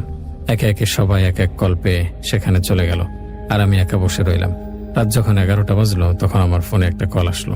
আনুমানিক 20 কিংবা 22 বছরের একটা ছেলে কল দিয়েছিল। কল দিয়ে আমাকে জানালো যে তাদের বাড়িতে আগুন লেগেছে ও তার বাবার শরীর আগুনের ঝলসে গেছে। তবে তার বাবা এখনো জীবিত আছে, তাকে হাসপাতালে নিতে হবে। তারপর আমাকে ঠিকানা দিল। আমাকে যখন কোনো ঠিকানা দেওয়া হতো, তখন প্রথমবারে আমি ঠিকানা একদম মুখস্থ করে ফেলতে পারতাম। খুব কমই এমন হয়েছে যে আমার দ্বিতীয়বার ঠিকানা জিজ্ঞাসা করতে হয়েছে। মাঝে মাঝে রাস্তায় কলের মধ্যেই ঠিকানা শুনতাম আর চলে যেতাম। লাশ আনতে গেলে তো ভিন্ন কথা। তবে যদি মৃত্যুশয্যায় থাকা কোনো রোগী আনতে যেতাম, তাহলে সাথে সবসময় হাসপাতাল থেকে একজন ইএমটি দেওয়া হতো। আমি একটু বুঝিয়ে বলি যে ইএমটি কি। ইএমটি মানে হলো এমার্জেন্সি মেডিকেল টেকনিশিয়ান। এমন একজন লোক যে অ্যাম্বুলেন্সের ড্রাইভারের সাথে রোগীর জন্য যায়। কারণ যদি অ্যাম্বুলেন্সের ড্রাইভাররা প্রাথমিক চিকিৎসা দিতে পারত, কিন্তু যদি ড্রাইভার হাসপাতালে রোগী না নিয়ে চিকিৎসায় দিতে থাকে, তাহলে হয়তো দেরি হয়ে যাবে আর রোগী ঘটনাস্থলে মারা যাবে। এজন্য সাথে করে একজন এমার্জেন্সি মেডিকেল টেকনিশিয়ান দেয়া হতো। আমার এএমটি ছিল একটা ছেলে। ওকে আমি অনেক আগে থেকে চিনি, আমার সাথে অনেকবার কাজ করেছিল। আমি যখন কল পাই তখন ও মাত্র খাবার খাচ্ছিল। আমি ওকে রেডি হতে বললাম। বাবুল, তাড়াতাড়ি গাড়িতে বস, এমার্জেন্সি পড়েছি, এক্ষুনি যেতে হবে। বাবুল বলল, 1 মিনিট একটু পানি খাই। আমি বললাম, 1 সেকেন্ডও সময় নেই। তুই গাড়িতে বসে সেখানে বসে পানি খাবে, একজনের জানের ব্যাপার, তাড়াতাড়ি চল। তারপরও তাড়াতাড়ি গাড়িতে উঠে এলো। বাবুল তাড়াতাড়ি গাড়িতে উঠে পড়লো। আমাদের কাজটাই এমন, কল আসলে খাওয়া দাওয়া ছেড়ে উঠে পড়তে হয়। তাড়াতাড়ি আমরা দুজন সেই ঠিকানা যাচ্ছিলাম। বাবুল গাড়িতেই জানালার বাইরে হাত বের করে ধুয়ে নিল। আমি খুব চিন্তা করছিলাম সেই রোগীর জন্য। রোগীর ঠিকানা আমাদের থেকে প্রায় 17 কিলোমিটার দূরে ছিল, আর সেটা ছিল একটা গ্রাম সাইট। সময় রাতের 11টা। যেতে যেতে আস্তে আস্তে আমরা গ্রামের পথে ঢুকলাম। আমরা যেতে যেতে গ্রামের প্রায় কাছে পৌঁছে যাই। হঠাৎ আমার চোখে পড়ে আশপাশের জমিগুলো পানিতে টইটম্বর হয়ে আছে এমন দেখা যাচ্ছে। চাঁদের আলোতে জমির অত উঁচু পানি চকচক করছিল, কিন্তু আশপাশে কোনো আলো ছিল না, শুধুমাত্র আমাদের গাড়ির হেডলাইটের আলো ছাড়া। আমরা এখন পথ ধরে আরো বেশি এগোচ্ছিলাম, কিন্তু এই বিষয়টা আমার কাছে খুব অদ্ভুত লাগলো। ধানের জমিতে অথবা যে কোনো ফসল জমিতে এত উঁচু পানি থাকবে কেন? বাবলু, ওরও এই বিষয়টা অদ্ভুত লাগলো। আমরা আরো কিছু দূর গেলে ঠিকানা ভুলে গেলাম। এটা আমার জীবনের প্রথম হয়েছে যে আমি ঠিকানা ভুলে গিয়েছি। যদিও আমি রাস্তায় কিছু দিক নির্দেশনা নিয়েছিলাম ওই ছেলেটির কাছ থেকে। ছেলেটিকে ফোন লাগাতে বললাম বাবুলকে, কিন্তু কেউ ফোন ধরছিল না। এমন সময় আমাদের চোখে পড়লো সামনে এক জায়গায় একটা বাড়ি। বাড়ি থেকে প্রচন্ড ধোঁয়া উঠছে, একদম কালো ধোঁয়া, আর বাড়িটি বেদঘটে কালো দেখা যাচ্ছিল। আমরা মনে করলাম হয়তো সেই বাড়িটি থেকে আমাদেরকে কল করা হয়েছিল, কারণ আশেপাশে তো আর কোথাও আমার দেখা যাচ্ছে না যে দেখে মনে হবে আগুন লেগেছে। শুধু ওই বাড়িটা থেকেই ধোঁয়া উঠছিল। আমরা আর 7-5 না ভেবে তাড়াতাড়ি সেই দিকে চলে গেলাম। বাড়ির সামনে গিয়ে গাড়ি থামিয়ে নিচে নামলাম। নিচে নামতেই দেখি এক লোক সেই বাড়ির দরজার সামনে শুয়ে আছে। তার শরীরটা আধা ঝলসানো, খুব বাজে অবস্থা হয়ে গিয়েছিল।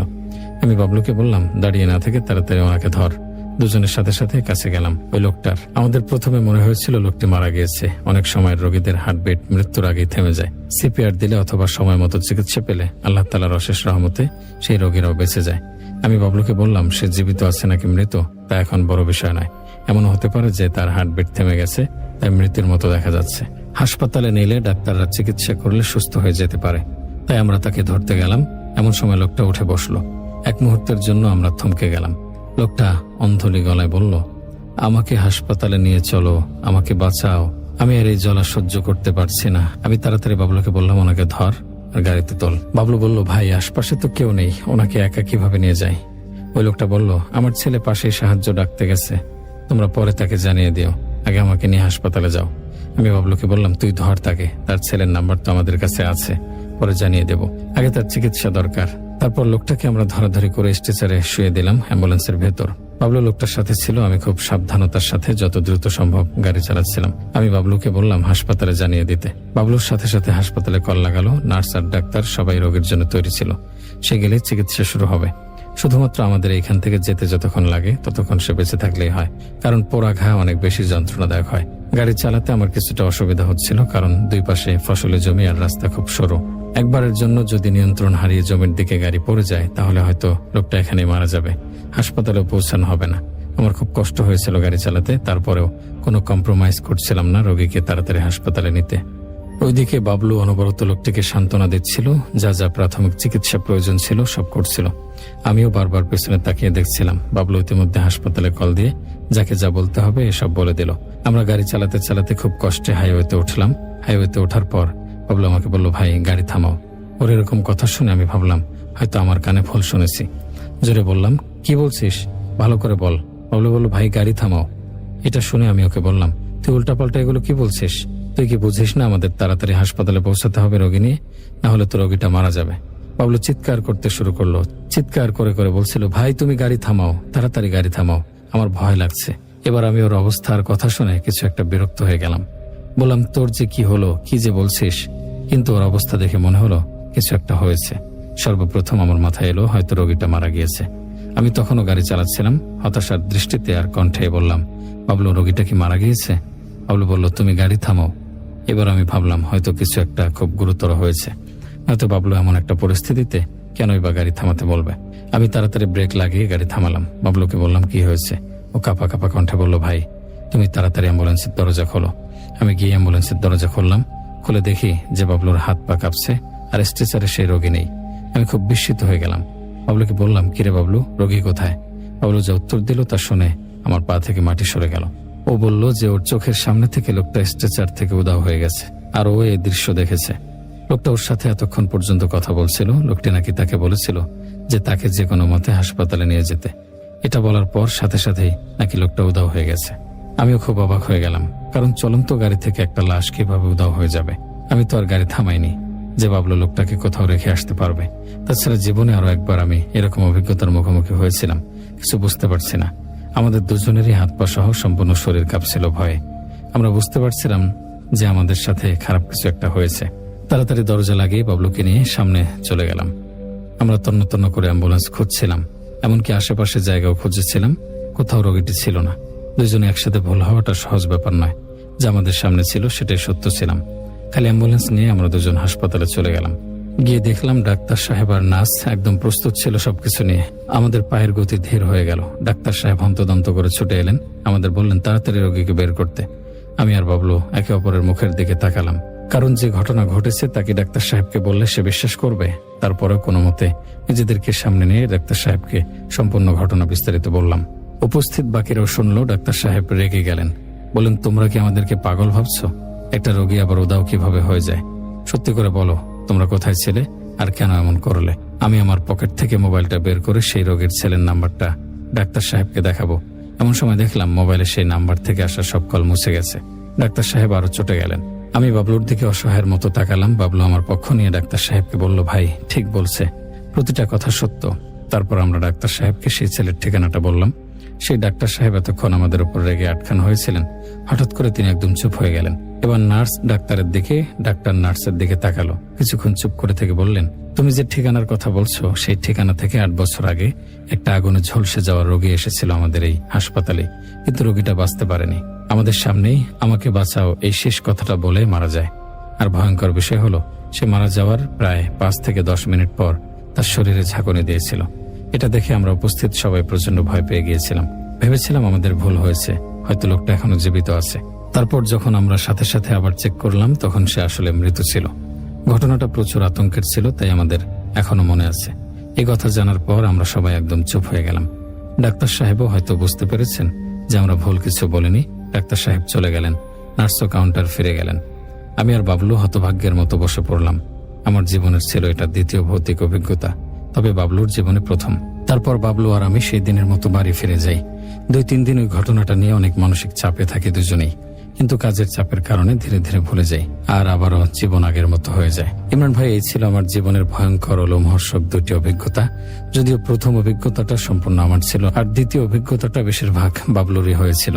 আশা করি ঘটনাটা আপনার কাছে ভালো লাগবে। আমি আজ অ্যাম্বুলেন্স পেশায় আছি প্রায় 7.5 বছর হয়ে আসছে। আমার জীবনের আরো অনেক ঘটনা আছে। যদি এই ঘটনা সিলেক্ট হয় আর সবার পছন্দ হয়, তাহলে অন্যগুলো লিখে পাঠানোর চেষ্টা করব। ভালো থাকবেন, আল্লাহ হাফেজ। প্রিয় শ্রোতা বন্ধুরা, এই ছিল চমৎকার 2টি অ্যাম্বুলেন্স ড্রাইভারের জীবনে লোমহর্ষক ঘটনা, যার মধ্যে দ্বিতীয় ঘটনাটি আরো বেশি ভয়ঙ্কর ছিল। মানুষ জীবনযাপনের জন্য অনেক সময় অনেক কিছুর অভিজ্ঞতা অর্জন করে ফেলে না চাইতেও। নানান ধরনের পেশার মধ্যে অ্যাম্বুলেন্স ড্রাইভারদের জীবন আসলে খুব অন্যরকম আর শিহরণ চলে যাওয়ার মতো। যাই হোক, এখন আমরা চলে যাব আমাদের শেষ ভয়ের দিকে। আর শেষের ঘটনাটি আমাদেরকে একজন ভাই ঢাকা থেকে হোয়াটসঅ্যাপে ভয়েস মেসেজ পাঠিয়েছেন। অনুরোধ করেছেন তার নাম ঠিকানা গোপন রাখতে, আর আমি যেন আমার মতো করে তার ঘটনাটা শোনাই। তাহলে ধরে নিন সেই ভাইয়ের নাম মোহাম্মদ রতন, তবে তিনি ঢাকাতে থাকেন, এটা সত্য। চলুন দেরি না করে কথা না বাড়িয়ে রতন ভাইয়ের ঘটনাটি শুনি রতন ভাইয়ের ভাষ্য অনুযায়ী। বলছেন মোহাম্মদ রতন ভাই, আমার নাম রতন, বয়স 38। গত 15টা বছর ধরে এই শহরের রাস্তায় রাস্তায় অ্যাম্বুলেন্সের সাইরেন বাজিয়ে ছুটে চলছি। এই দীর্ঘ সময়ে কত কি যে দেখেছি তার কোনো ইয়ত্তা নেই। জন্ম দেখেছি, মৃত্যু দেখেছি, দুর্ঘটনার পর থেতলে যাওয়া শরীর থেকে শুরু করে হাসপাতালের বেডে শেষ নিঃশ্বাস ফেলা মানুষ, সবই আমার এই অ্যাম্বুলেন্সের সঙ্গে হয়েছে। সত্যি বলতে একটা সময়ের পর আর কিছুতেই কিছু মনে হতো না। আবেগ, ভয়, মায়া, এই শব্দগুলো আমার অভিধান থেকে মুছে গিয়েছিল। আমার কাছে প্রতিটি লাশ ছিল নিছকই একটা বডি, যাকে এক জায়গা থেকে অন্য জায়গায় পৌঁছে দেয়াই আমার কাজ। কিন্তু সেই রাতের ঘটনাটা আমার 15 বছরের অভিজ্ঞতার সাহসকে এক ঝটকায় চুরমার করে দিয়েছিল। সেদিন ছিল ভরা বর্ষার এক রাত। সকাল থেকে আকাশটা গোমরা মুখে ছিল, আর সন্ধে নামতেই ঝমঝমিয়ে বৃষ্টি শুরু হলো। রাত যত বাড়ছিল, বৃষ্টির তেজও তত বাড়ছিল। আমি কন্ট্রোল রুমে বসে ঝিমুচ্ছিলাম। এমন সময় ফোনটা বেজে উঠল। ওপার থেকে ডিউটি অফিসারের গম্ভীর গলা ভেসে এলো, রতন, তৈরি হয়ে নাও, মর্গে যেতে হবে। একটা সুইসাইডের কেস আছে, বডিটাকে ওর বাড়ির ঠিকানায় পৌঁছে দিতে হবে।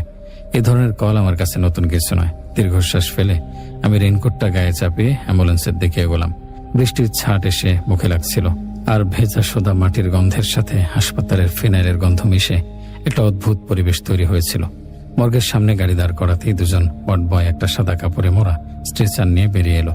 কাগজপত্র সই করে লাশটা অ্যাম্বুলেন্সের পেছনের অংশে সাবধানে তুলে নিলাম। ডেথ সার্টিফিকেটের চোখ বোলালাম। নাম অভিক রায়, বয়স মাত্র 22। ছেলেটা গলায় দড়ি দিয়েছিল কেন কে জানে। এসব নিয়ে ভাবার সময় বা ইচ্ছে কোনোটাই আমার ছিল না। আমার কাজ হলো লাশটাকে তার পরিবারের কাছে পৌঁছে দেয়া। অ্যাম্বুলেন্সের দরজা বন্ধ করে ড্রাইভিং সিটে এসে বসলাম। ঠিকানাটা শহরের অন্য প্রান্তে, প্রায় 1.5 ঘন্টার রাস্তা। বৃষ্টির কারণে হয়তো আরো বেশি সময় লাগবে। আমি স্টিয়ারিং এ হাত রেখে ইঞ্জিন স্টার্ট করলাম। গাড়ির হেডলাইটের আলোয় বৃষ্টির ফোঁটাগুলো কাচের ওপর মুক্তোর মতো চিকচিক করছিল। শহরের কোলাহল পেছনে ফেলে আমি হাইওয়ের দিকে এগিয়ে চললাম। গাড়ির ভেতরে আমি একা, আর পেছনে একটা নিথর দেহ। ওয়াইপারের একটানা শব্দ, ইঞ্জিনের গর্জন আর বৃষ্টির ঝমঝম আওয়াজ ছাড়া আর কোনো শব্দ ছিল না। বেশ কিছুক্ষণ গাড়ি চালানোর পর শহরটা পুরোপুরি পেছনে চলে গেল। হাইওয়ের দুপাশে অন্ধকার, মাঝে মাঝে 2-1টা লরির আলো ছাড়া আর কিছু চোখে পড়ছে না। আমি রেডিওটা চালিয়ে দিলাম যদি কোনো গান শোনা যায়, কিন্তু বৃষ্টির কারণে শুধু খসখসে আওয়াজ হচ্ছিল। বিরক্ত হয়ে ওটা বন্ধ করে দিলাম। এখন গাড়ির ভেতরের নিস্তব্ধতা যেন আরো প্রকট হয়ে উঠল। হঠাৎ করে আমার মনে হলো পেছনের অংশে যেন একটা হালকা খসখস শব্দ হলো। আমি রিয়ার ভিউ মিররে তাকালাম, কিছুই দেখা যাচ্ছে না, শুধু সাদা কাপড়ে ঢাকা শরীরটা আবছা ভাবে চোখে পড়ছে। হয়তো স্ট্রেচারটা একটু নড়েছে কিংবা বৃষ্টির আওয়াজটাকে ভুল শুনেছি। আমি সব ভেবে মনকে শান্ত করার চেষ্টা করলাম, কিন্তু কেন জানি না আমার বুকের ভেতরটা কেমন যেন ধক করে উঠল। একটা অজানা অচেনা ভয় ধীরে ধীরে আমার স্নায়ুতে চাপ সৃষ্টি করতে শুরু করেছিল, যার কারণ আমি তখনও বুঝে উঠতে পারছিলাম না। আমি নিজেকে বোঝালাম, রতন, এত ভয় পেলে চলে? 15টা বছর তো এই কাজই করে এলি। মনকে শক্ত করে আমি আবার ড্রাইভিংয়ে মনোযোগ দিলাম। রাস্তাটা ক্রমশ আরো নির্জন হয়ে আসছিল। বৃষ্টির ফোঁটাগুলো এখন যেন আর সরলরেখায় পড়ছে না, দমকা হাওয়ায় এদিক ওদিক ছড়িয়ে গিয়ে গাড়ির জানালায় আছড়ে পড়ছে। ওই পারের খসখস শব্দটা অসহ্য লাগছিল। আমার মনে হচ্ছিল এই শব্দটা যেন আমার মাথায় ভেতরে হাতুড়ে দিয়ে পিটছে। কয়েক মিনিট পার হলো, আমি প্রায় ভুলে গিয়েছিলাম পেছনের অস্বস্তির কথা, কিন্তু ঠিক তখনই আবার শব্দটা হলো। এবার আরো স্পষ্ট, যেন কেউ শুকনো পাতার ওপর দিয়ে সাবধানে পা ফেলে হেঁটে গেল। আমার শির দ্বারা দিয়ে একটা ঠান্ডা স্রোত বয়ে গেল। আমি আবার রিয়ার ভিউ মিররে তাকালাম। না, সবকিছু আগের মতোই আছে। সাদা কাপড়ে ঢাকা দেহটা স্থির হয়ে শুয়ে আছে।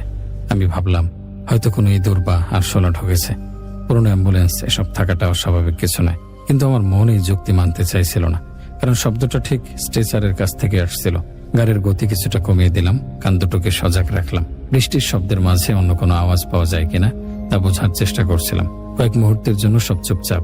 আমি স্বস্তির নিঃশ্বাস ফেলবো ভাবছি, ঠিক তখনই যে শব্দটা শুনলাম তাতে আমার শরীরের সমস্ত রক্ত জল হয়ে গেল। একটা হালকা গঙ্গানির মতো আওয়াজ, খুব ক্ষীণ কিন্তু স্পষ্ট, যেন কেউ অনেক কষ্ট করে গলা দিয়ে আওয়াজ বের করার চেষ্টা করছে। আমার হাত পা কাঁপতে শুরু করলো। আমি ঘামতে শুরু করেছি, যদিও গাড়ির ভেতরটা বেশ ঠান্ডা ছিল। আমার বিশ্বাস হচ্ছিল না, এটা হতেই পারে না। আমি নিজের কানকে বিশ্বাস করব, নাকি 15 বছরের অভিজ্ঞতাকে? ডাক্তাররা ডেথ সার্টিফিকেট দিয়েছেন, মর্গে দেহটা হিমঘরে ছিল। একটা মৃতদেহ কি করে আওয়াজ করতে পারে? আমি ভাবলাম, হয়তো আমার মনের ভুল। অতিরিক্ত ক্লান্তি আর এই ভৌতিক পরিবেশের কারণে আমার হ্যালোসিনেশন হচ্ছে। আমি চোখ বন্ধ করে কয়েকবার জোরে জোরে শ্বাস নিলাম, নিজেকে শান্ত করার শেষ চেষ্টা। কিন্তু এরপর যা ঘটলো তার জন্য আমি কেন, পৃথিবীর কোনো অ্যাম্বুলেন্স ড্রাইভারই প্রস্তুত থাকে না। আমি শুনলাম একটা ধাতব শব্দ, যে শব্দটা আমি খুব ভালো করে চিনি। বডি ব্যাগের জিপার খোলার শব্দ। চেনের দাঁতগুলো একে অপরকে ছাড়িয়ে যাওয়ার যে ধীর হেসে হেসে আওয়াজটা হয়, ঠিক সেই শব্দ। আমার মনে হলো আমার হৃৎপিণ্ডটা কয়েক মুহূর্তের জন্য স্তব্ধ হয়ে গেছে। আমি ভয়ে ভয়ে রিয়ার ভিউ মিররে তাকালাম। যা দেখলাম তাতে আমার নিঃশ্বাস বন্ধ হয়ে যাওয়ার উপক্রম হলো। সাদা কাপড়ে ঢাকা দেহটা ধীরে ধীরে উঠে বসছে।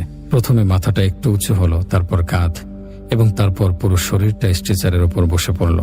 আমার চোখ দুটো বিস্ফোরিত হয়ে গিয়েছিল। আমি স্টিয়ারিংটা শক্ত করে ধরে রেখেছিলাম। আমার শরীরটা যেন সিটের সাথে জমে গিয়েছিল। আমি চিৎকার করতে চেয়েছিলাম, কিন্তু গলা দিয়ে কোনো স্বর বেরোচ্ছিল না। লাশটা, মানে আতিক রায়ের শরীরটা আমার দিকে ওর মুখটা ঘোরালো। বৃষ্টির কারণে বাইরের আলো আধারিতে ওর মুখটা স্পষ্ট দেখা যাচ্ছিল না, কিন্তু আমি দেখলাম ওর ফ্যাকাশে রক্তহীন মুখে একটা বিভৎস হাসি ফুটে উঠল। তারপর সেই অসম্ভব ঘটনাটা ঘটল। একটা শুকনো শীতল খসখসে গলায় সে আমার নাম ধরে ডাকলো, রতন। হাসিটা আরো চওড়া হলো। রতন, রতন। সে হাসির শব্দটা কোনো মানুষের ছিল না, ওটা ছিল অশরীরী ফাঁপা একটা প্রতিধ্বনি, যা আমার অ্যাম্বুলেন্সের বন্ধ জায়গায় বারবার ধাক্কা খাচ্ছিল। আমি আর সহ্য করতে পারলাম না। আমার চোখের সামনে সবকিছু অন্ধকার হয়ে গেল। জ্ঞান হারানোর আগে শেষ যে জিনিসটা আমার মনে আছে তা হলো সেই পৈশাচিক হাসি আর আমার নাম ধরে ওর বিকৃত ডাক। আমার যখন জ্ঞান ফিরল, তখন আমি একটা তীব্র আলোর ঝলকানি ছাড়া আর কিছুই দেখতে পারছিলাম না। চোখে প্রচন্ড ব্যথা করছিল। কয়েকবার পিটপিট করার পর ধীরে ধীরে দৃষ্টিটা পরিষ্কার হলো। আমি দেখলাম আমি একটা হাসপাতালের বিছানায় শুয়ে আছি। আমার চারপাশে সাদা দেওয়াল, পাশে একটা স্যালাইনের স্ট্যান্ড থেকে স্বচ্ছ তরল আমার হাতের শিরায় ঢুকছে। এটা চেনা গন্ধ, ফিনাইল আর ডেটলের মিশ্রণ। কিন্তু এটা আমার অ্যাম্বুলেন্সের সেই ভ্যাপসা গন্ধ নয়। এটা একটা পরিষ্কার জীবাণুমুক্ত পরিবেশের গন্ধ। আমার মাথাটা ভীষণ ভারী লাগছিল। কি হয়েছিল তা মনে করার চেষ্টা করতেই সেই বিভৎস দৃশ্যটা চোখের সামনে ভেসে উঠল। উঠে বসা লাশটা, ওর ফ্যাকাশে মুখ, সেই পৈশাচিক হাসি আর আমার নাম ধরে ডাক। আমার সারা শরীর ভয়ে কেঁপে উঠল। আমি চিৎকার করে উঠতে চাইলাম, ওই লাশটা, ওটা কোথায়? আমার গলার আওয়াজ শুনে একজন নার্স ছুটে এলেন। শান্ত হন, শান্ত হন, আপনি এখন হাসপাতালে আছেন, কোনো ভয় নেই। আমার অ্যাম্বুলেন্স আর ওই বডিটা। আমার গলা শুকিয়ে কাঠ হয়ে গিয়েছিল, কথা বলতে খুব কষ্ট হচ্ছিল।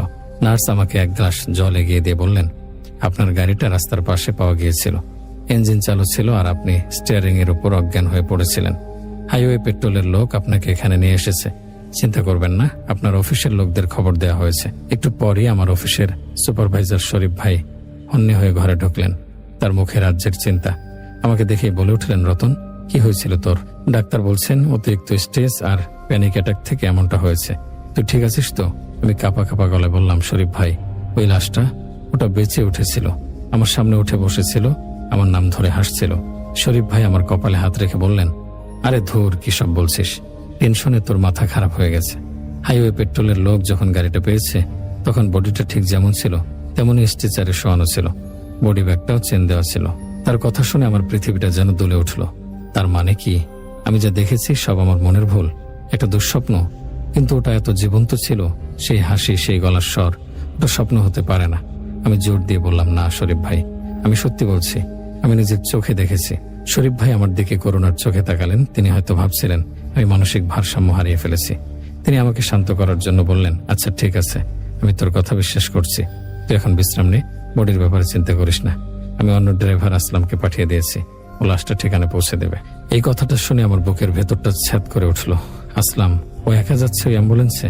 যদি ওর সাথেও, আমার ভয়টা যেন দ্বিগুণ হয়ে গেল। কিন্তু আমি কিছু করতে পারলাম না। ডাক্তার আমাকে ঘুমের ইঞ্জেকশন দিয়ে দিলেন।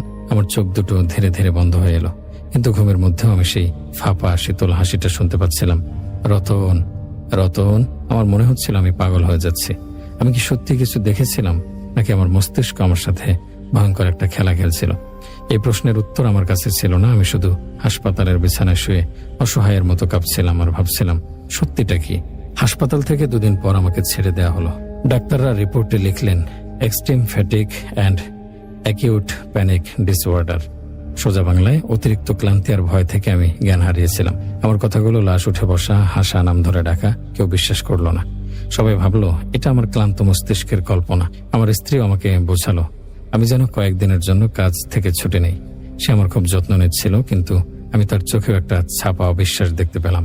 আমি বুঝতে পারছিলাম এই পৃথিবীতে আমি একা। আমার এই ভয়ঙ্কর অভিজ্ঞতার কোনো সাক্ষী নেই, কোনো প্রমাণ নেই। আমি প্রায় 1 মাসের ছুটি নিলাম, কিন্তু এই ছুটি আমার জন্য শাস্তির মতো হয়ে দাঁড়ালো।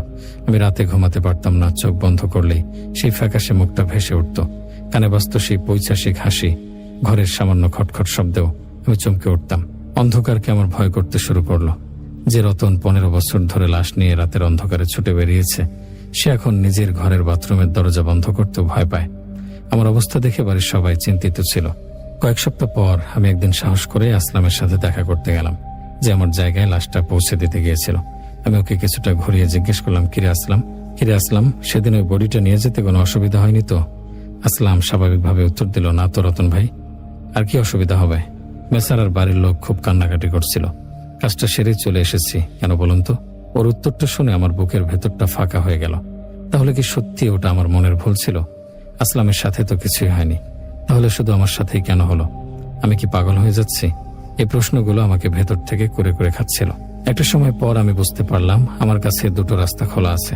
হয় আমি এই ঘটনাকে সত্যি বলে মেনে নিয়ে সারা জীবন ভয়ে ভয়ে কাটাবো, নিজের চাকরি, সংসার, মানসিক শান্তি সব নষ্ট করব, অথবা এটাকে একটা ভয়ঙ্কর দুঃস্বপ্ন বলে মেনে নিয়ে ভুলে যাওয়ার চেষ্টা করব। আমি দ্বিতীয় পথটাই বেছে নিলাম, কারণ আমার কাছে আর কোনো উপায় ছিল না।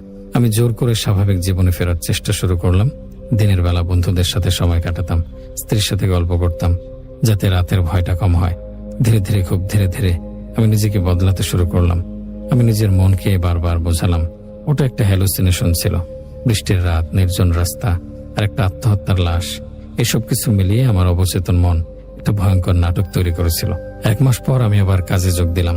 প্রথম কয়েকটা দিন খুব কঠিন ছিল। প্রতিটা কলে আমার বুক কাঁপত। অ্যাম্বুলেন্সের পেছনের অংশে তাকাতে ভয় করত। রিয়ার ভিউ মিররটা আমার কাছে আয়নার চেয়ে বেশি আতঙ্কের বস্তু হয়ে উঠেছিল। কিন্তু সময় বড় অদ্ভুত জিনিস। ধীরে ধীরে ভয়টা অভ্যাসে পরিণত হলো।